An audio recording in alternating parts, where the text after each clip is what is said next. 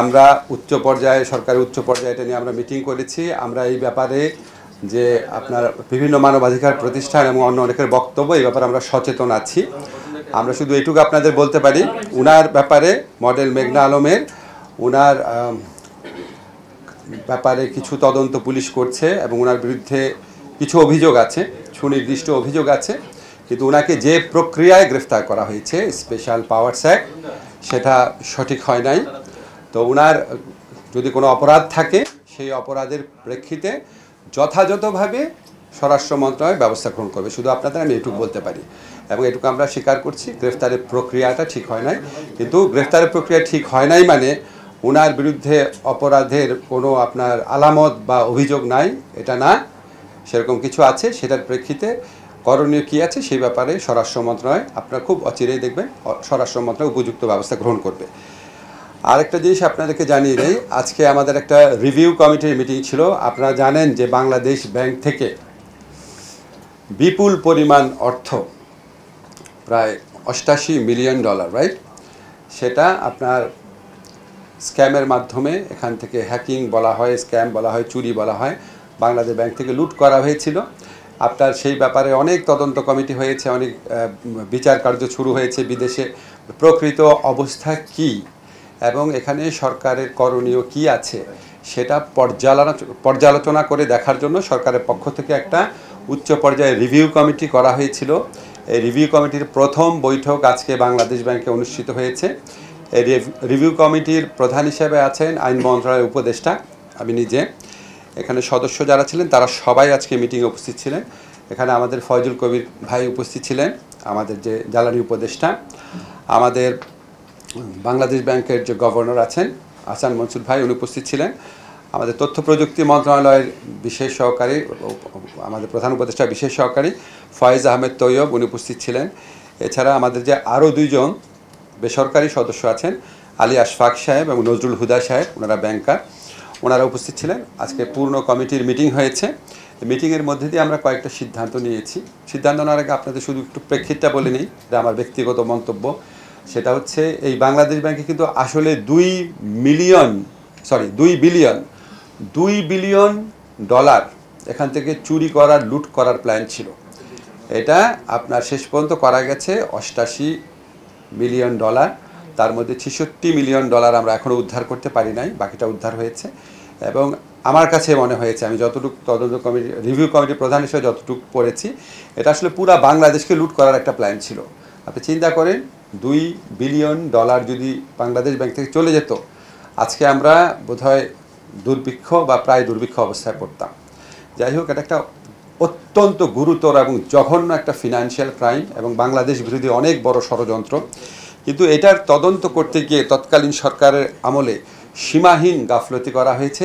CID, আমরা যতটুকু জেনেছি, সিআইডি যখন আপনার তদন্ত একটা ম্যাচিওর পর্যায়ে চলে গিয়েছিল তখন, এবং তদন্তের আগেও সিআইডিকে নির্দেশ দেওয়া হয়েছিল, সুনির্দিষ্টভাবে নির্দেশ দেওয়া হয়েছিল সিআইডি থেকে, আমরা যেটা জানেছি, বাংলাদেশ ব্যাংকের যারা এটার সাথে ইনভলভ আছে তাদের নাম যেন অভিযোগপত্রে না দেওয়া হয়, এই ধরনের ইনস্ট্রাকশন দেওয়া হয়েছিল তাদেরকে।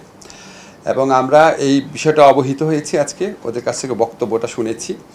তারপরে আমরা ফরাসুদ্দিন সাহেবের যে একটা রিপোর্ট ছিল, একটা ভালো রিপোর্ট ছিল, সেই রিপোর্টের পর্যালোচনাটা শুনেছি এবং আমাদের কিছু কিছু সিদ্ধান্ত নিয়েছি। প্রক্রিয়াটা বলছি না, আপনাদের শুধু সিদ্ধান্তগুলো বলি। একটা আমরা সিদ্ধান্ত নিয়েছি যে বাকি টাকা উদ্ধারের জন্য আমাদের যে স্টেপসগুলো নেওয়া হচ্ছে সেখানে গতিশীলতা আনার জন্য আমরা কাজ করব। আর হচ্ছে এই জিনিসটা যে বাংলাদেশ এন্ড থেকে যারা এই অপরাধের সাথে যাই ছিল তাদেরকে বিচারের সম্মুখীন করার জন্য সিআইডির যে তদন্ত হয়েছে সেই তদন্তটা বিষয়ে পরবর্তী করণীয় আমরা ঠিক করব।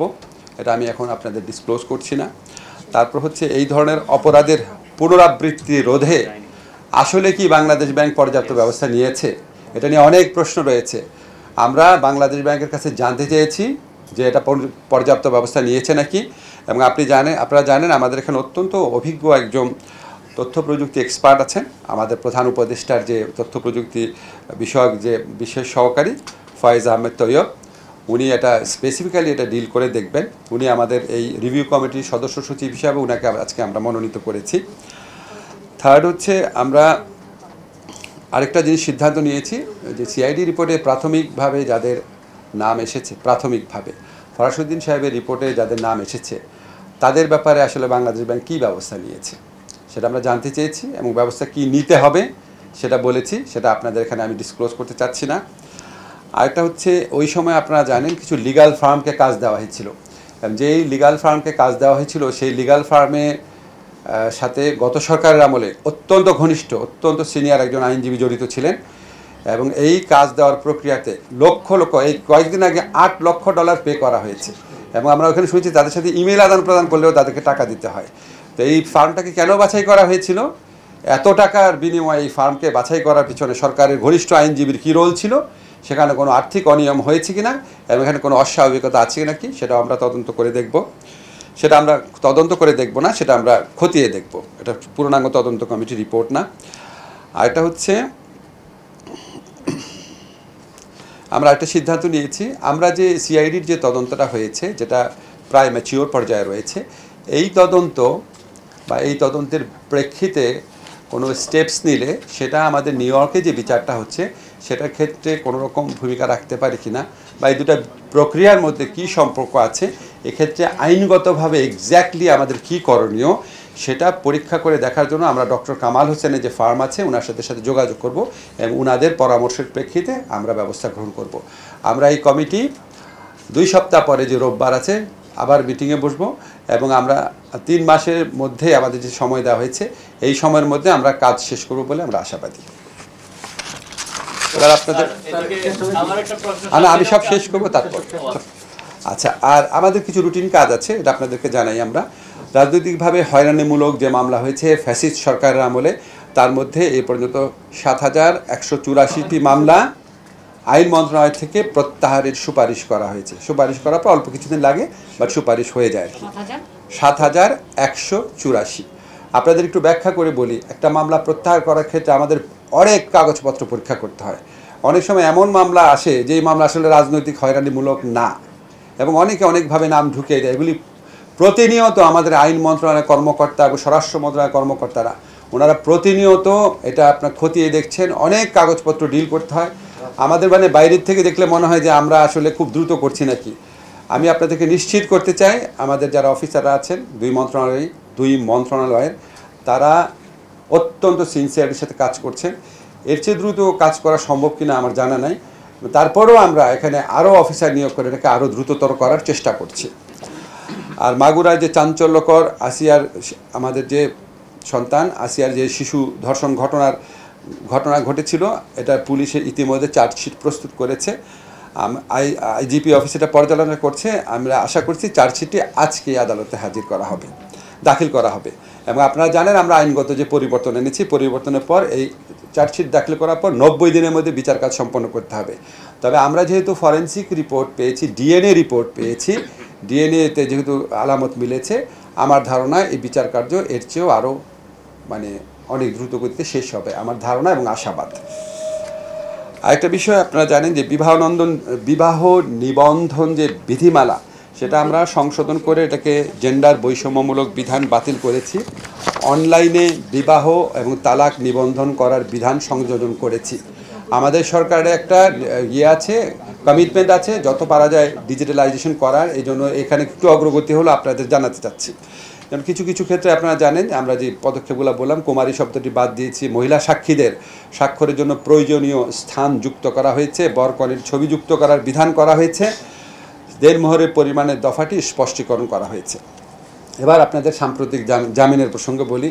আমি দেখলি জামিন হলেই খালি বলা হয় আইন মন্ত্রণালয় কী করছে বা আসিফ নজরুল কী করছে। আপনাদের প্লিজ কাইন্ডলি সাংবাদিকদের মাধ্যমে আমাদের সব ভাই বোন যারা আছেন বাংলাদেশের মানুষ, আপনাদের বিনীতভাবে বলছি আপনারা প্রকৃত অবস্থাটা একটু শোনেন, একটু বোঝার চেষ্টা করলে আমি খুব খুশি হব। এটা হচ্ছে জুলাই অগাস্ট গণ অভ্যুত্থান পরবর্তী সময়ে বৈষম্য বিরোধী আন্দোলনের বিভিন্ন মামলায় যেসব জামিন হয়েছে আমরা সেগুলি তথ্য পর্যালোচনা করে দেখেছি। প্রায় সকল মামলায়, রিপিট করি, প্রায় সকল মামলায় হাইকোর্ট থেকে আগাম জামিন দেওয়া হয়েছে।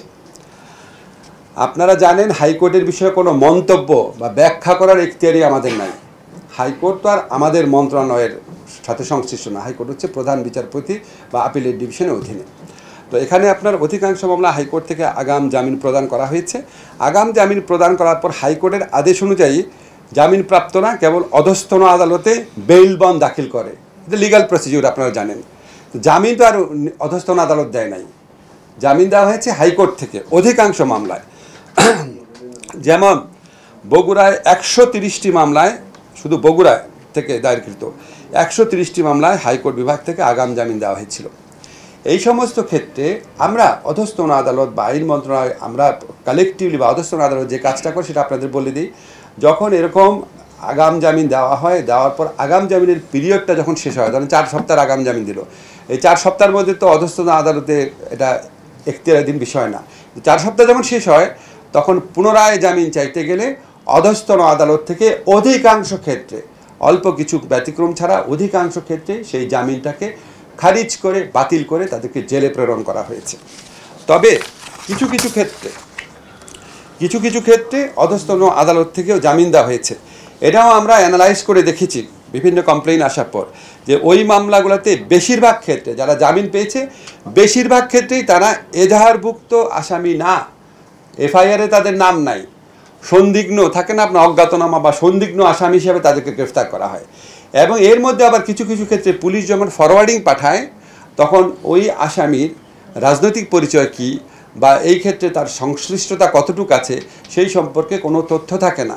ফলে নিম্ন আদালতের এই সমস্ত ক্ষেত্রে জামিন দেওয়া ছাড়া উপায় থাকে না, সন্দিগ্ন আসামিদের জামিন দেওয়া হচ্ছে, এজাহারভুক্তদের না, এবং পুলিশ ফরওয়ার্ডিংয়ে যাদের রাজনৈতিক পরিচয় আছে তাদের ক্ষেত্রে না। তবে এরও কিছু ব্যতিক্রম আছে। যখন কিছু ব্যতিক্রম থাকে তখন আমরা যখন দেখি হত্যা মামলার আসামি বা এই ধরনের আসামিরা নিম্ন আদালত থেকে জামিন পেয়ে গেছে, আমরা সাথে সাথে উচ্চ আদালত থেকে এই জামিন বাতিল করার জন্য অ্যাটর্নি জেনারেল অফিসের মাধ্যমে আমাদের যেটুকু করণীয় অ্যাটর্নি জেনারেল অফিসকে রিকোয়েস্ট করে আমরা আপিল দায়ের করি। এবং কিছু ক্ষেত্রে দেখা গেছে নিম্ন আদালত, হাইকোর্ট থেকে জামিন পাওয়ার পরও আমরা অ্যাটর্নি জেনারেল অফিসের মাধ্যমে আপিলের ডিভিশন সেটাকে চ্যালেঞ্জ করি। আমি সোজা করে আপনাদের বিষয়টা ব্যাখ্যা করি 3-4 লাইনে। অধিকাংশ মামলায় জামিন হয়েছে হাইকোর্ট থেকে, যেখানে আমাদের এই আইন মন্ত্রণালয়ের কোনো ব্যাখ্যা প্রদান করা বা কিছু করার কোনো স্কোপ নাই। আমাদের একটাই উপায় আছে, সেটা হচ্ছে হাইকোর্ট যেই সময়ের জন্য জামিনটা দিয়ে দেয় সেই সময়টা যখন অবসান হয় তারপর নিম্ন আদালতের এখতিয়ারের প্রসঙ্গ আসে। ওই সমস্ত ক্ষেত্রে অধিকাংশ ক্ষেত্রে নিম্ন আদালত জামিনটা পুনরায় যখন চাওয়া হয় সেটা আদেশটাকে খারিজ করে তাদেরকে কারাগারে প্রেরণ করা দেয়। আরেকটা জিনিস করার আছে আইন মন্ত্রণালয়, সেটা হচ্ছে হাইকোর্ট থেকে এরকম জামিন দেওয়ার পর অ্যাটর্নি জেনারেল অফিসের মাধ্যমে এটার বিরুদ্ধে আপিল করা। অধিকাংশ ক্ষেত্রে আমরা সেটা করে থাকি। কখনো কখনো এত জামিন দেওয়া হয় যে মানে অ্যাটর্নি জেনারেল অফিস সেটা ট্র্যাক করতে পারে না। এটা সাম্প্রতিক কিছু ঘটনা ঘটেছে। তো আমি আপনাদেরকে শুধু এটুকু বলতে চাই যে আমার জানা মতে এই যে মানে এত জামিন দেওয়া হচ্ছে এই ব্যাপারটা মানে আমাদের প্রধান বিচারপতি আপিলের ডিভিশন ওনারা অবগত আছেন, এবং আমার ধারণা এটা কথা বলার আমার এখতিয়ার আমার নাই, এই ব্যাপারে উপযুক্ত করণীয় কি এটা ওনারা আমাদের চেয়ে ভালো বুঝেন, এটা ওনারা ব্যবস্থা নেবেন।